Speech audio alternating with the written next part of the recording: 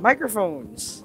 They're commonly used for recording, live reinforcements, vlogging, iba pa like broadcasting, diba? Those are some of the uses ng microphones. And there are different types of microphones, but we're gonna talk about specific microphone that I will use for my upcoming vlogs.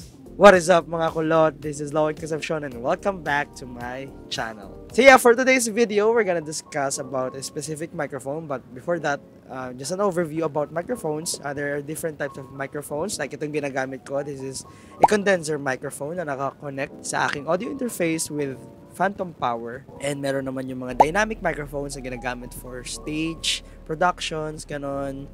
Meron din mga lavalier microphones na ginagamit for vlogging, yung mga kiniklip dito. Yan. And one example of that is my Boya M1 Pro.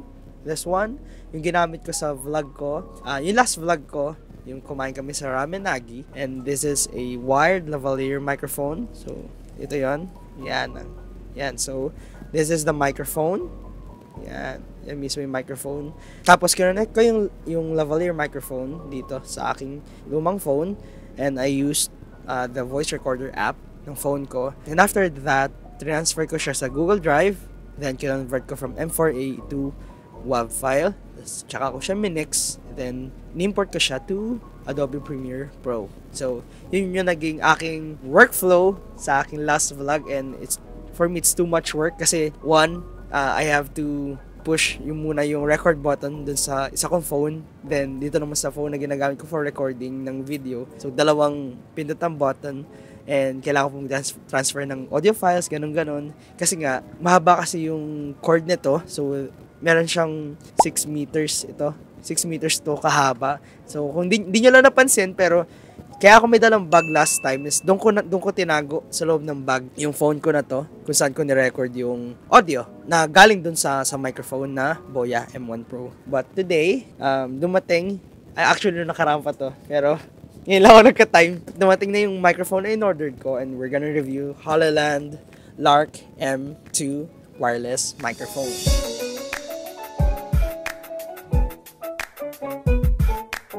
So yeah, nabili ko siya sa Shopee. Yan. This is around 4K. So, kung i-convert natin siya, ito na lang, lagi ko lang dito. Yan, so, yan. So, yeah, let's open this one. Sound of a new package. What is this? A smear? A smear? ASMR. Look at that. Would you look at that? So, yeah. Yan. Yeah. Lark M2. Yeah, so okay, let's open it. Sheesh. Is that it? Oh yeah. Okay. So here it is. Oh, wait, what? Baliktad pala. So ito yung tok-tok niya. Ito yung tok-tok niya. Ayan. Yan yung tok-tok niya. So, kaya pala, nakatagilid. Okay, so let's see. Whoa! Parang parang earphones na wireless. Yan yung charging case niya. Let's see kung ano pa meron dito. Okay. Meron siyang pouch. Pwede paglagyan ng charging case. Pouch. And ito rin. Ayan, pouch. And merong, ito yung, I think ito yung sa, pagsabit here. Like parang kwintas. Ayan, mamaya. Ito yung isa sa wind, pang-protect sa wind. Ayan. So, ito yung charger. Then, I think ito yung magnets or clips. May ating malalaman. So, yeah, yun lang yung laman niya. And that's it for the bag. Wala na. Yan. Tapos, ano to? Manual ba to? May mga stickers. Yan. May card din. We are here for you. So, ito lahat ng laman niya. Ayan. Yan dapat yung meron tayo. So, lagyan natin yan. Siyempre, pag manual, hindi binabasa yan. Char! Yun. Okay. So, natanggal na natin yan. This is the unit. Wow! Parang earphones talaga, oh. Diba? Parang earphone siya na wireless. So, this is the receiver. Type-C yung kinuha ko. Kasi Type-C yung phone ko. And then, ito yung dalawang transmitter or yung microphone mismo. Naka, ano pa siya, tape pa. And naka-seal pa. Ito mismo yung charger niya. Yan, okay? So, right now, what you're listening to is from my condenser microphone. Then, yan, ito naman is from yung microphone ng phone ko na nasa harapan. Then, and this is the sound that's coming from the Hollyland Lark M2. And napakinggan ko siya kanina nung tinest ko. Papi, mahal na mahal kita. Huwag na huwag kang makawala kasi mahal kita. Just to see kung gumagana talaga, and I really like the sound of it. So, yeah, right now I'm using it like this. Walang parang wind protector, ganun or something, and it's close to my mouth. So, you're gonna hear like yung mga P and B's, P, ganun, yeah, something like that. Then, nakita ko dito is yun, nandito yung kanyang magnet. So, kung gagawin ko yan dito, kiklik ko. Would you look at that? Okay? So, I can do that with this kasi nga wireless siya. So, I don't know how it sounds right now, but I guess dahil lumayo yung microphone na walang konting bass, naging medyo mamid siya or kulob. Kasi nga, lumayo siya syempre sa bibig ko. And yeah, we're gonna test it out sa iba't ibang layo niya, or kapag nakatalikod ba ako, may sound pa rin or wala. So, let's see. Let's go! Hello! I'm here! Yeah, so, ganito kalayo na yung ako, and I think malinaw pa rin talaga siya because Hollyland is claiming na this microphone, the Lark M2, can go up to 300 meters na stable yung sound. So, yeah.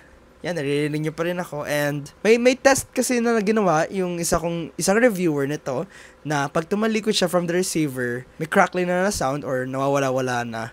Pero let's test it out right now. Hello? Hello? Hi? Can you guys hear me? May crackling ba or wala? Hi. Yan. So, I'm gonna test it pa rin sa malayo pang distance because medyo malapit pa rin to, kung ganun. Okay, so let's test it out right now. Okay, so this is how it sounds like kapag nakalagay na siya sa kanyang parang kwintas, ganyan. Kasi pwede yan eh. Hindi lang, kung gusto mo, kung ayaw mo i-clip, pwede mo siya ilagay, isabit niya dito sa kwintas kasi meron lang din siya magnet. Ayun o, magnet lang din yan. So, this is how it sounds like. Ganito naman kapag nilalapit ko siya sa bibig ko. Yan, ganyan siya, lumalakas siya. Medyo malakas yung gain niya eh. So, talagang napipick up niya yung nasa surrounding siya. Kagaya itong mga nagmamiyaw kong mga pusa rito. So, yeah. Ito yon. Then, another test. Okay, so you're probably wondering, nasaan ako, di ba? Nakatutok ng camera sa bubong. Ba't naman tayo mag-video nang wala yung tao, di ba? Pero, it's because I'm testing out kung gaano kaganda yung microphone. Hi! Ay, ka dyan! Dito ka sa video ko. Mag-hi ka sa camera. Hello! Hi! So yeah. And now I'm here! Dito ako sa aming simbahan niya. Hindi ko alam kung gaano kalawak tong simbahan namin. Pero malawak naman siya. We can fit like, I think 60 to 70 people in here. So medyo malawak din talaga siya. So malinaw pa rin yung audio, which is good. Diba? Ang ganda pakinggan. And I'm gonna test it out with a guitar. Kung ano yung tunog niya. Tara! Yeah, ito na yung guitar. And let's test it out. Wala sa tono. Amazing grace, how sweet the sound that saves a wretch like me. I once was lost, but now I'm found. Was blind, but now I see. So, yun yung tunog niya pag may guitar and pag naka-necklace ako na parang setup, ganun. So, this is how the Hollyland Lark M2 sounds like kahit na malayo tayo sa phone natin.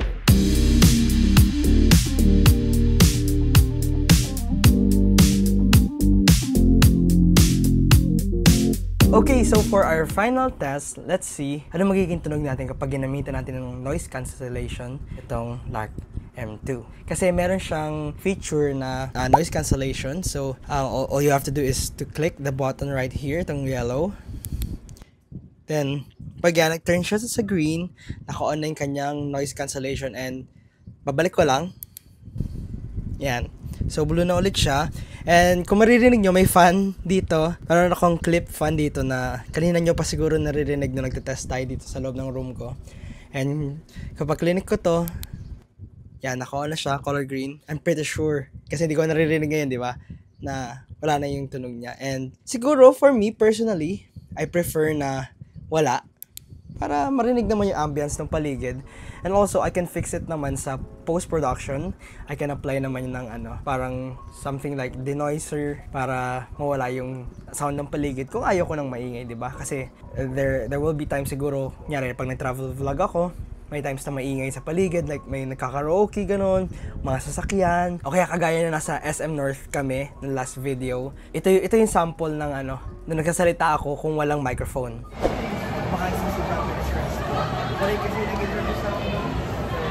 Versus nung ito na yung final video namin na meron. Japanese curry is one of the best talaga. One of the best dishes sa buong mundo. So, experiencing ramen nagi for the first time. So yeah, so makita niyo yung difference, di ba? Na malaking tulong talaga tong mga microphones like lavalier microphone or kung ano man shotgun microphone gamitin nyo sa mga videos nyo. Pero I really recommend na gumamit ng external microphone sa mga videos nyo. Unang-una, for better audio quality.